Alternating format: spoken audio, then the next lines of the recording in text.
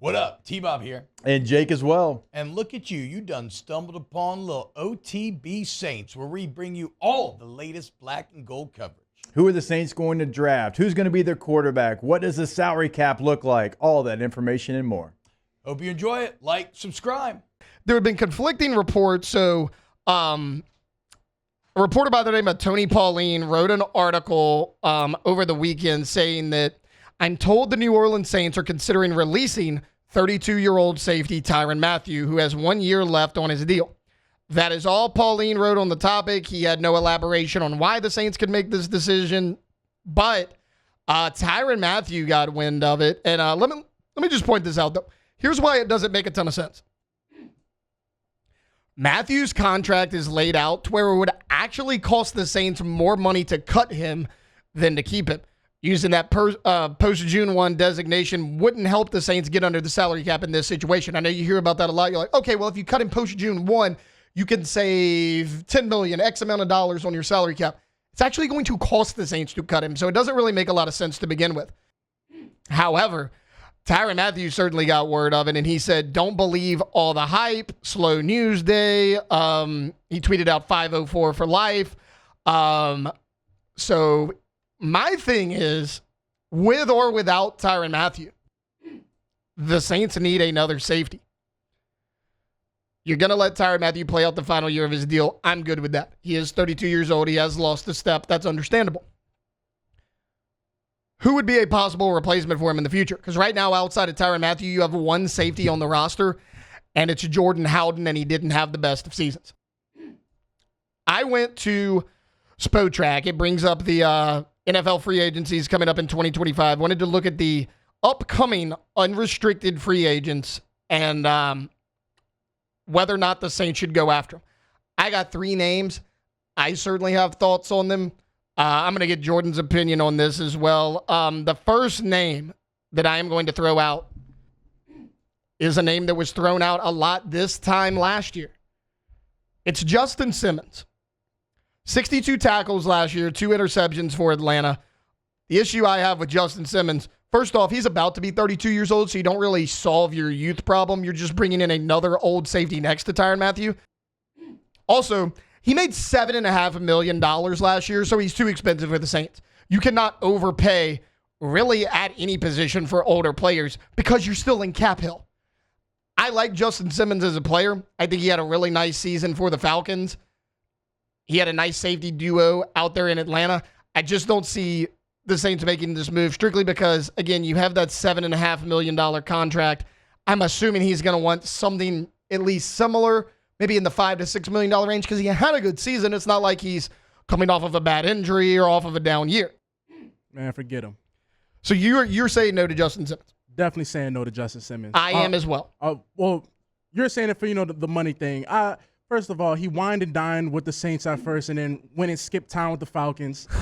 You're dead to me, man. I love Kick Saints rocks. fans. Kick rocks. Kick rocks. Justin Simmons, get out of here. And you're old. I knew you were going to say that. Yes. I'm going to say no because Wined and dined with us for a whole week. Like, oh, we can Justin Simmons. Next thing you know, he's on the first flight to Atlanta. Get him out of here. Jordan. It's all about it's all about the money, brother. It's all about the money. Right. They paid him $7.5 million. The Saints couldn't do that. Why? Why? We broke. Because you've been in cap hell for 6 years now. Yeah. He's too expensive, and it doesn't really solve your age problem because he's only like 6 months younger than Tyrann Mathieu. He'll be 32 years old halfway through next season. Yeah. The other name I want to point out to you is Talanoa Hufanga. Okay. You'll remember him from the 49ers. Yes. So the issue with Hufanga is coming off back-to-back season-ending injuries. Yeah. In 2023, he tore his ACL after 10 games. Off a juke. Somebody juked him out of his ACL. He did have 3 interceptions that year. Last year, only played 7 games. He had ligament problems in his wrist that they shut him down for the entire year. You remember the 49ers were a mess last year. I mean, basically, their entire team outside of Brock Purdy missed like half the season. However, in 2022, his last season playing a full 17 games, he was awesome. 97 tackles. He had 4 interceptions, one of which he returned for a 52-yard touchdown. He was a Pro Bowler in 2022, which was his last full season of football. Also, he's only 26 years old. And if you want to go look at his contract and say, okay, well, what does this do for the Saints financially? He didn't get paid yet, huh? He got paid less than $1 million a year. Yeah, he didn't get with paid the 49ers because he was still on his rookie deal. Yeah. This is a guy that's young, that's young. affordable. The only issue is he's coming off back-to-back season-ending injuries. But again, the last time he played a full 17 games, he was a Pro Bowl. I think he was an all-pro too.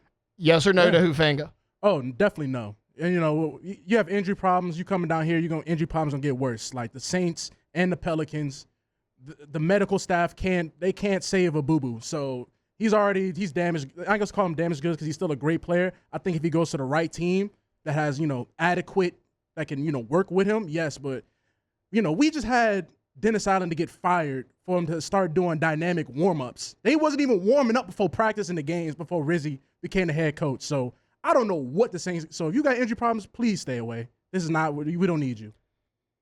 Okay. Final name. Yes. This is a name that everyone knows. This is a name that I believe everyone can get behind. How about Damar Hamlin? I love it. So, look, I get it. Damar Hamlin went from a great story, and he was a guy that was kind of a relative unknown when his injury happened on the field. But he's turned into a really good player.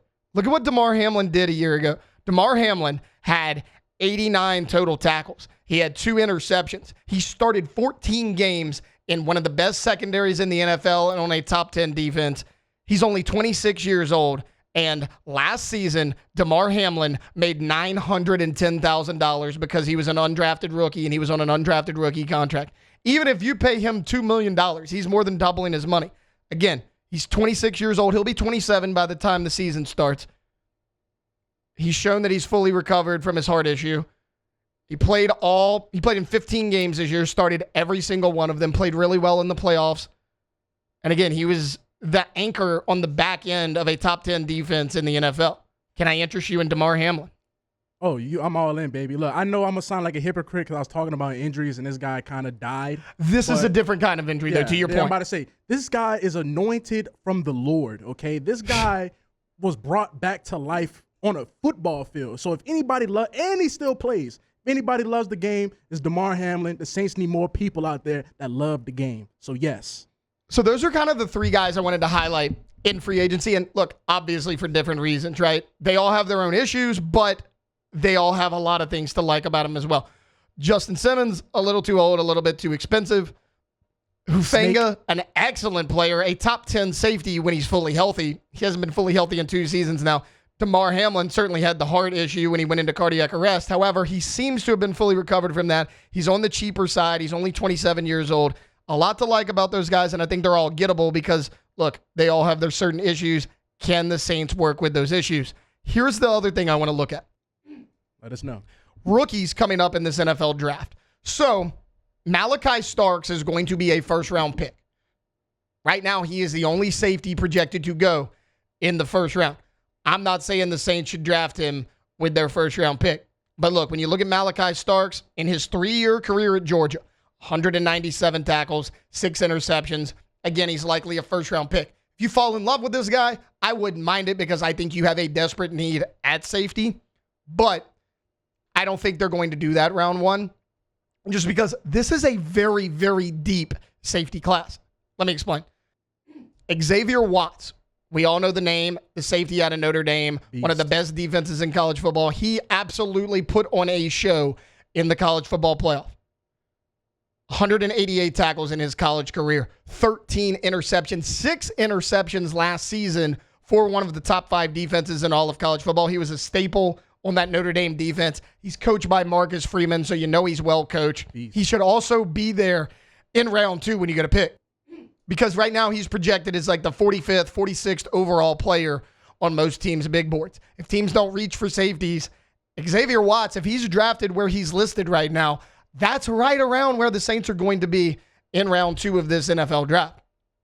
Another guy I want to look at, Nick Emenwari. He's a guy that's been rising up draft boards. He was incredible at the combine. He's from South Carolina. LSU fans may know him. He is the one that threw the blindside block on Garrett Nussmeier that got the interception return for a touchdown, called back, ultimately helped. Oh, well, hold on, Taylor. You can't say that now because now I don't like him. I was liking him until you told me that information. Look, you got to take the good with the bad with all these guys. Oh, man. He is a freak athlete, though.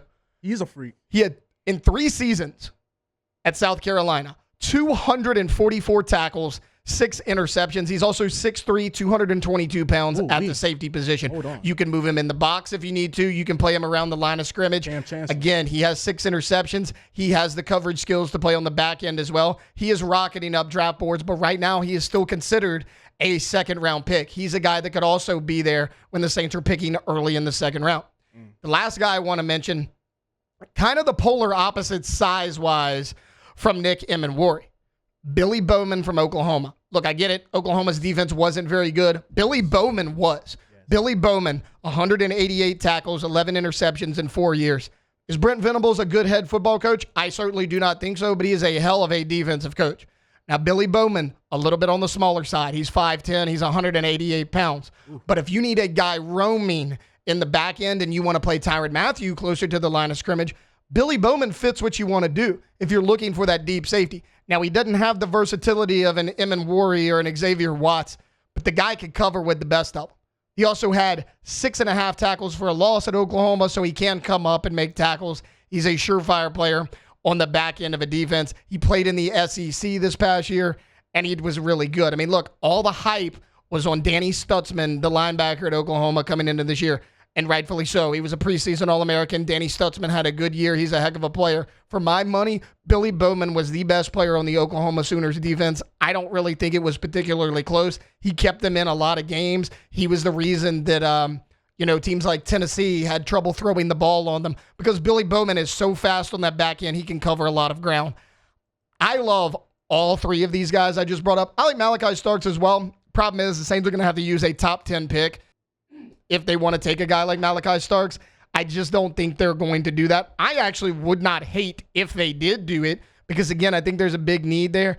I just don't see them doing that with guys like Xavier Watts, Nick Emenwari, Billy Bowman coming up in the 2nd and 3rd rounds of this draft. This is a deep safety class, so even if you don't land a Damar Hamlin, a Hufanga, Justin Simmons in free agency, there are a lot of really solid options in this rookie class. Wow, just amazing black and gold takes right there, Jake. I don't think I've ever heard any takes that are better than the 2 guys that just gave you that take. And you can keep getting them by going ahead and liking, subscribing, ringing the bell to get notifications when we post. Have a great day. We'll see you on the next OTB Saints.